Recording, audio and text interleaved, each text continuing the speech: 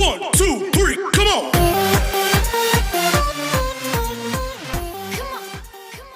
चलो good morning.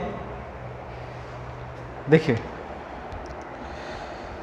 Question number 9 मैंने करके दिया था, जर्नल एंट्रीज मैंने करके दिया था। उसके बाद लेज़र आपको करना था, ठीक है। लेज़र नहीं समझा तो बेटा एक बार पूछ लीजिए आप लोग। अगर से आपको नहीं समझ में आ रहा तो आप मुझे डायरेक्टली पूछ सकते हो, तो मैं आपको लेज़र भी समझा दूंगा। बट लेज़र आपको करना है, ठीक है। इतना आप लोग मैनेज कर लीजिए। उसके बाद देखिए क्वेश्चन नंबर 10। क्वेश्चन नंबर 10 में एंट्री आपको करना है लेज़र, और जो क्लोजिंग स्टॉक का जो वैल्यूएशन होता है वो मैं करके दूंगा। क्वेश्चन नंबर 10, फिर उसके बाद क्वेश्चन नंबर 11। अभी छोटे छोटे क्वेश्चंस हैं जिसमें ज़्यादा टाइम लगेगा नहीं, बट स्टिल वो एक बार अपन देख लेंगे। और उसके बाद थोड़ा अपन एडवांस प्रॉब्लम में पढ़ेंगे, जैसे advance problem in the sense जिसमें एबनॉर्मल लॉस कैलकुलेट होता है, उसके बाद कमीशन कैलकुलेट होती है। तो ये ऐसे वाले प्रॉब्लम अभी अपन पढ़ना शुरू करेंगे। ये बेसिक वाले प्रॉब्लम है, ऐसे क्वेश्चन एक्सपेक्टेड मत करो कि एग्जाम में आएंगे करके। एग्जाम में थोड़े अलग क्वेश्चन आते हैं, ठीक है। 16 मार्क के लिए क्वेश्चन बनेगा तो पूरा आपको पूछेगा इनवॉइस प्राइस क्या होता है एंड ऑल सब चीज़ें आपको पूछेगा। तो देखिए करते 1 बाय 1 बेटा। क्वेश्चन नंबर 10 एंट्री आप लोग कर लेना। वैसे मैं डिस्कस तो करूंगा एंट्री के साथ, बट एंट्री आपको करना है। लेज़र मैं करके दूंगा और इसका क्लोजिंग स्टॉक का कैलकुलेशन मैं करके दूंगा। तो देखिए question number 10, C company of कारकुन। सबसे पहले मैं यहाँ पे लेज़र का फॉर्मेट बना देता हूँ, आप लोग भी अपनी कॉपी में बना लीजिए मेरे साथ साथ।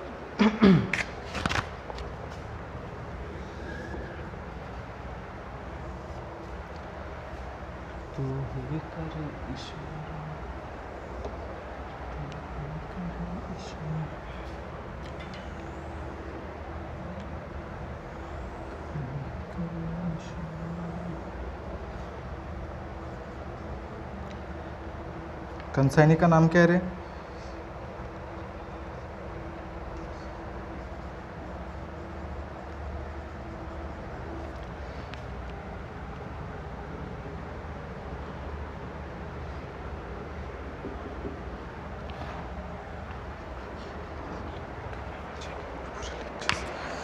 तो देखिए सबसे पहले C company of Kanpur consign goods costing ₹5 lakh to A company of Nagpur. तो देखिए सी कंपनी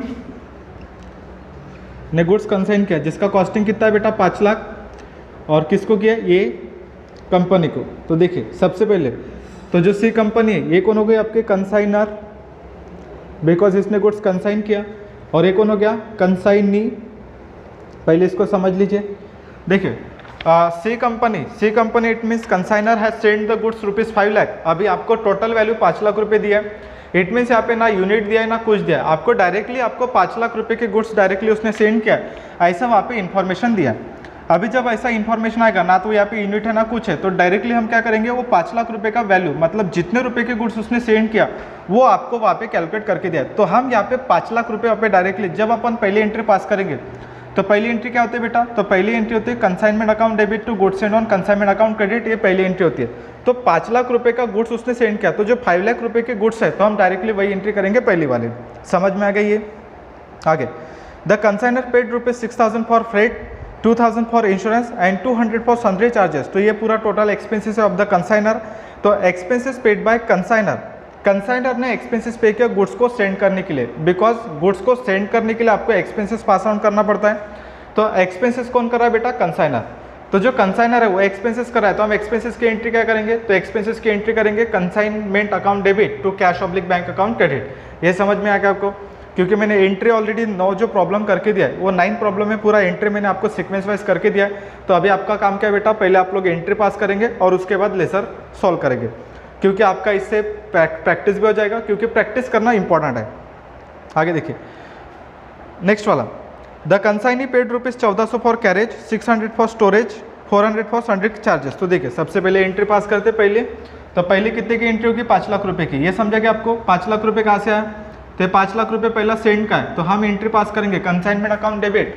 तो ये कंसाइनमेंट के डेबिट में किसका नाम लिखेंगे बेटा? To goods send on consignment. तो डायरेक्टली लिखेंगे 5 लाख रुपए, यहाँ पे अमाउंट लिखेंगे आप डायरेक्ट 5 लाख रुपए। एक सेकेंड रुक जाओ। आगे next second entry goods send on consignment account बनानी तो छोड़ दो उसको। दूसरी एंट्री होगी एक्सपेंसेस की। एक्सपेंसेस की एंट्री क्या है तो देखो कौन कौन सा खर्चा किया उसने।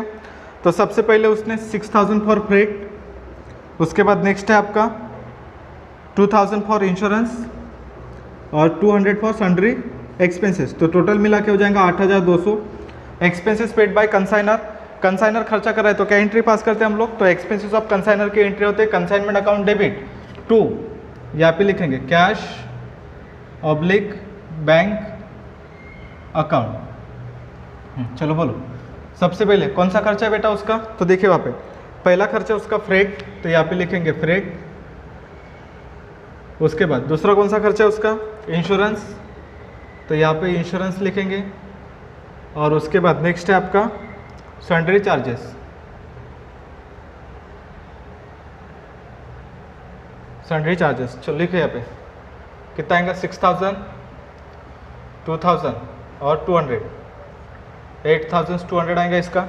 और कैश ऑब्लिक बैंक बनानी है तो उसको छोड़ दो, वैसे भी जो अकाउंट बनानी है उसको हम वैसे भी छोड़ देते आगे। Next the consignee paid ₹1400 for carriage, 1600 for storage and 400 for sundry charges. तो उसने एक्सपेंसेस, तो एक्सपेंसेस पेड बाय कंसाइनी, खर्चा कौन कर रहा है कंसाइनी, तो एक्सपेंसेस पेड बाय कंसाइनी की हम एंट्री पास करते हैं in the books of consignor, क्योंकि जो हम कंसाइनमेंट और जो एंट्री पास कर रहे हैं हम किसकी बुक में पास कर रहे हैं बेटा, कंसाइनर मतलब C company. In the books of consignor के एंट्री होती है, मतलब जो एक्सपेंसेस पे किया ए कंपनी कौन है बेटा, कंसाइनी। कंसाइनी कौन कौन सा खर्चा करे तो उसकी एंट्री हमें सी कंपनी में पास करना है। तो एंट्री होगी इसकी consignment account debit to consignee account credit. Consignee कौन है बेटा, थर्ड पर्सन, तो लिखो यहाँ पे कंसाइनमेंट के डेबिट में किसका नाम लिखेंगे, कंसाइनी का नाम। तो कंसाइनी का नाम क्या लिखो यहाँ पे, ए कंपनी अकाउंट। तो लिखो यहाँ पे कौन कौन सा खर्चा किया है, तो सबसे पहला खर्चा है उसका कैरेज, कितना है 1600। उसके बाद आएगा स्टोरेज, कितना है 400, सॉरी 1 मिनट, यहाँ पे 1400 है पहला, फिर 1600 और फिर बाद में सन्ड्री चार्जेस। सन्ड्री चार्जेस कितना है 400, टोटल हो जाएगा 2 3 3400, ये 2 ये 3 और 3 400 बाय, यहाँ पे लिखेंगे क्या लिखेंगे बेटा, कंसाइनमेंट,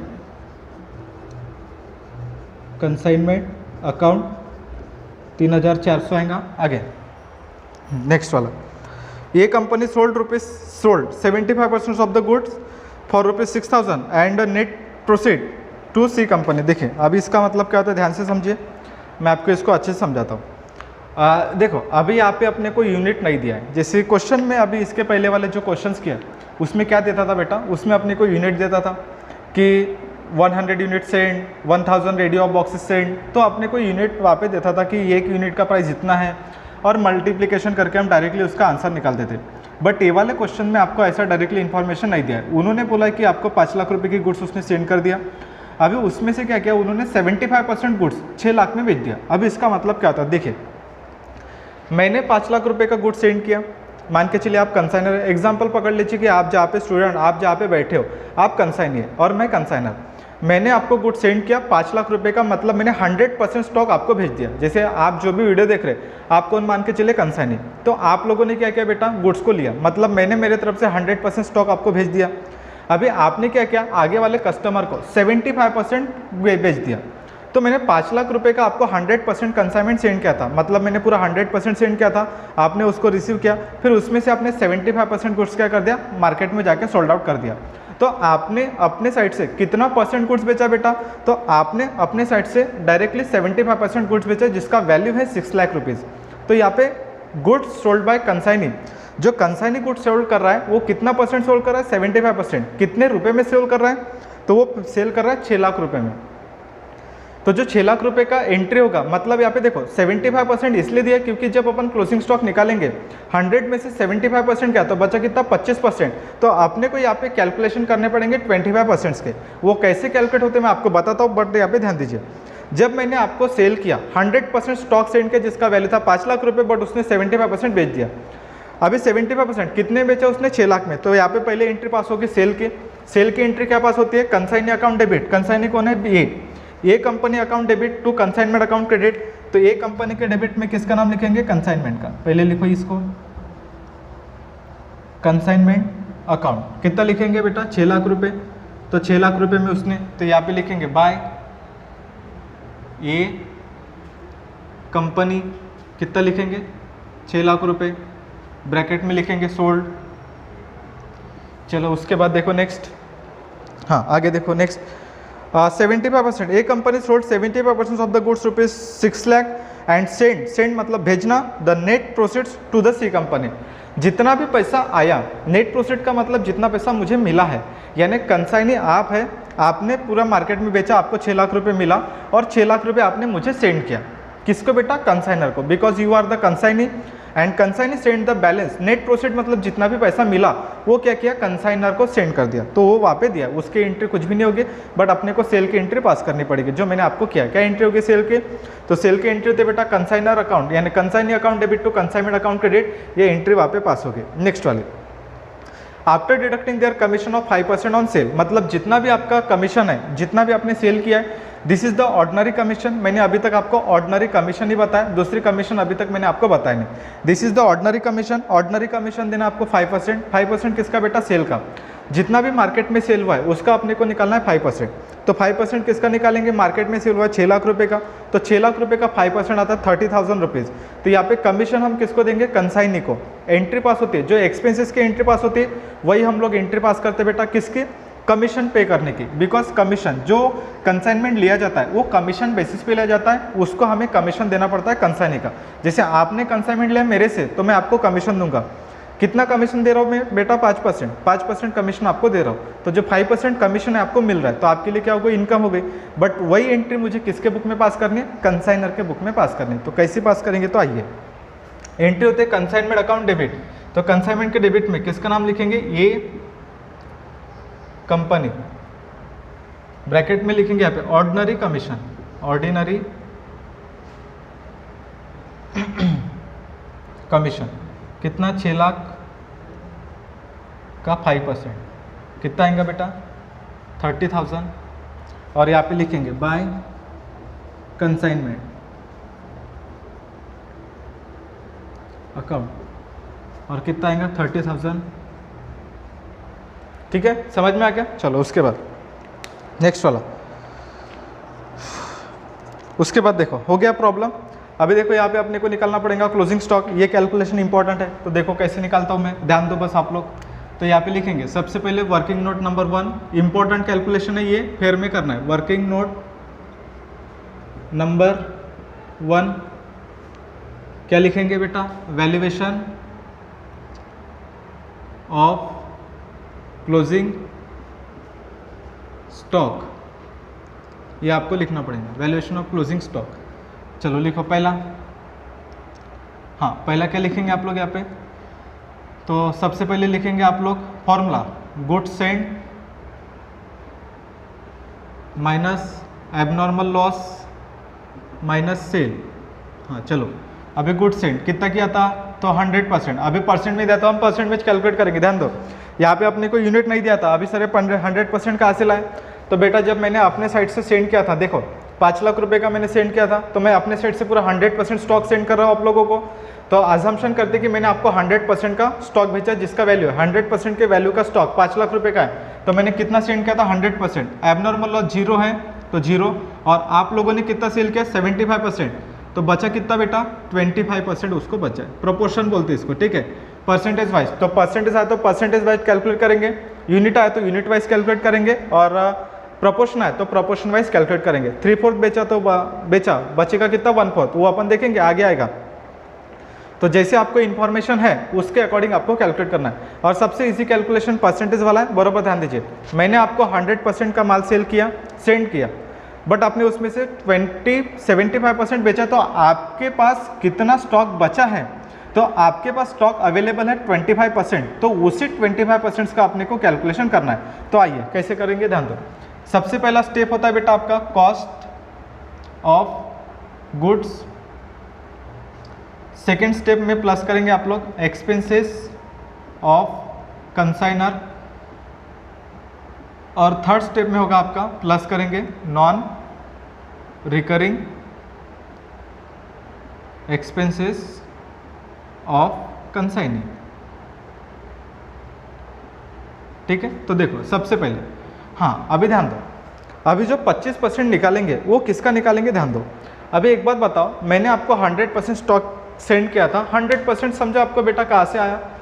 ये स्टॉक जब मैंने कंसाइनर ने सेंड किया था, कंसाइनर ने 5 लाख रुपए का स्टॉक सेंड किया था, वो 5 लाख रुपए का जो वैल्यू है, 5 लाख रुपए में से उसने 75% बेचा है। एक बात बताओ, अगर से मैंने आपको 5 लाख रुपए का गुड सेंड किया था जिसमें से आपने 75% बेचा, तो बेटा 25% के बचा है आपका, तो 25% कितना होगा वो तो निकालना पड़ेगा ना। तो मुझे यहाँ पे लिखना पड़ेगा कॉस्ट, क्योंकि एक्चुअल कॉस्ट कितनी है बेटा, उसकी एक्चुअल कॉस्ट है 5 लाख रुपए, तो मुझे 5 लाख रुपए का 25% निकालना पड़ेगा, बिकॉज दिस अमाउंट मतलब 75% ऑफ दिस, इसका 75% सेल हो चुका है।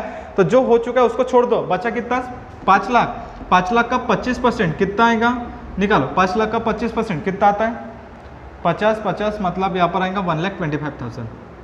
ये समझा के कैसे आया, 5 लाख का 25% आएगा 1,25,000, because 75% goods has been sold, तो रिमेनिंग गुड्स बचेगा 25%। 25% किसका निकलेगा, तो मैंने हमेशा से कहा है closing stock always calculate on cost of goods, मतलब जितना भी कॉस्ट है, नॉट अ सेल।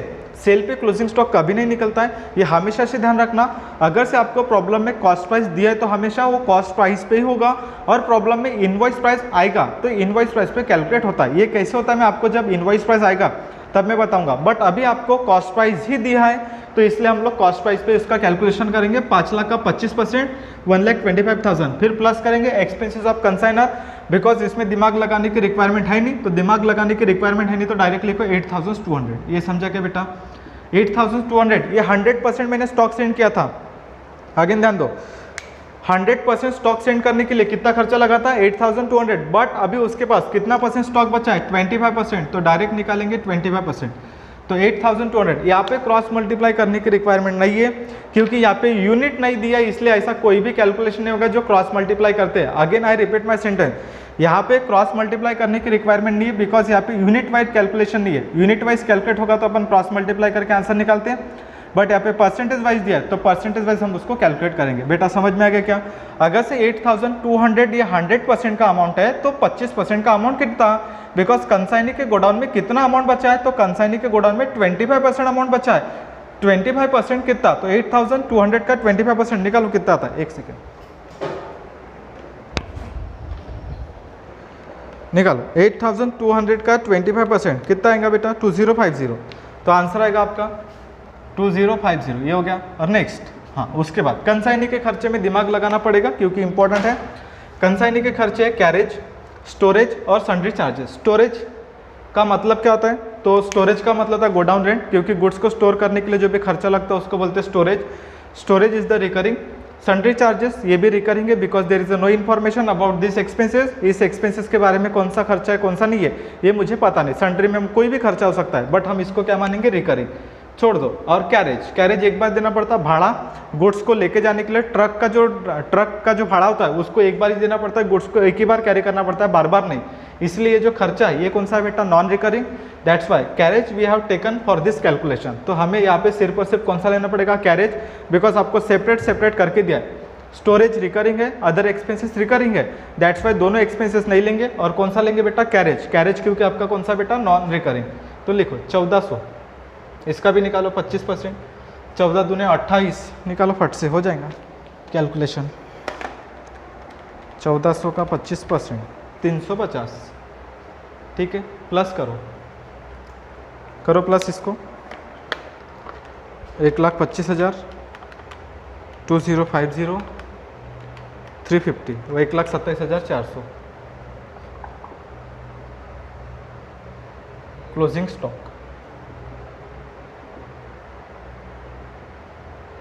ठीक है, क्लोजिंग स्टॉक की एंट्री क्या होती है, consign closing stock account debit to consignment account credit. तो यहाँ पे आप लिखेंगे क्लोजिंग स्टॉक, कितना अमाउंट है ये, 127,400 हो गया, बस इतना कुछ नहीं हो गया। अभी चलो करो प्लस करो इसको, प्लस तो करना आता है ना, 6 लाख 7 लाख 7,27,400, यहाँ पर भी लिखेंगे 7,27,400। यहाँ पे जो डिफरेंस आएगा उसको बोलेंगे to profit and loss account. ठीक है, यहाँ पे डिफरेंस निकाल लेना, जो भी डिफरेंस आएगा वो यहीं पर रहता है, इसको कहीं भी ट्रांसफर होता नहीं। ये वाला मैं बताता हूँ, 6 लाख, यहाँ पर भी आएगा 6 लाख, 6 लाख में से माइनस करो, 6 लाख 30,000 और 3,400, 5,67,700, 600। ठीक है, इसको बोलेंगे बाय, कुछ भी नहीं बोला है वहाँ पे, कुछ बोला है कि ड्राफ्ट वगैरह सेंड किया है करके, कुछ भी नहीं। तो जिसका कुछ भी नहीं उसका कौन होता है बेटा, Gandhi ji, cash oblique bank account, हो गया। समझाइए। तो क्लोजिंग स्टॉक का वैल्यूएशन इंपॉर्टेंट है। आई होप अभी आपने इतने क्वेश्चंस करे, 10 क्वेश्चन हो चुके हैं, तो इसमें क्लोजिंग स्टॉक निकालना अच्छा हो सीख गए होंगे। आगे के प्रॉब्लम में और कैसे निकालते मैं आपको बताऊंगा, क्योंकि क्लोजिंग स्टॉक इंपॉर्टेंट कैलकुलेशन है। तो समझ में आ गया, एंट्री आपको करना है, लेजर मैंने करके दिया है, इसको कीजिए। और क्वेश्चन नंबर जो 11 है, क्वेश्चन नंबर 11 आप लोगों को वहाँ पे बोला you are required to calculate value of closing stock. Question number 11 आपको दिखेगा, तो उसका सिर्फ और सिर्फ क्लोजिंग स्टॉक कैलकुलेट करना है, जो आपको होमवर्क रहेगा। फिर उसके बाद मैं आपको 12 नंबर का करके दूंगा और 13 नंबर का करके दूंगा, जो मुझे लगता है मैं करके दूंगा, बाकी क्वेश्चंस आपको करना है। फिर अपन डायरेक्टली स्टार्ट करेंगे टाइप नंबर 3, जब अपने को प्रॉब्लम में नॉर्मल लॉस और एबनॉर्मल लॉस दिया रहेगा। तो जब क्वेश्चन में प्रॉब्लम में नॉर्मल लॉस और एबनॉर्मल लॉस आता है, तो उसका कैलकुलेशन कैसे करते हैं ये अपन पढ़ेंगे कल से। बाकी के क्वेश्चंस आपको सॉल्व करने जो आपको इजी दिया। क्लियर इतना? कुछ भी डाउट रहता तो मुझे पूछिए, आप बिल्कुल कभी भी पूछ सकते हो। समझ में आ गया? बिकॉज आप मैच्योर स्टूडेंट हैं, आप लोगों को थोड़ी अंडरस्टैंडिंग है, तो थोड़ा सा कीजिए और उसके बाद मुझे पूछिए, क्योंकि आप लोगों ने ऑलरेडी बहुत सारी चीज़ें पढ़ी है, तो उसके बेसिस पे आप लोग करो। ठीक है बेटा, चलो मिलते हैं अपन नेक्स्ट लेक्चर में, तब तक के लिए गुड बाय।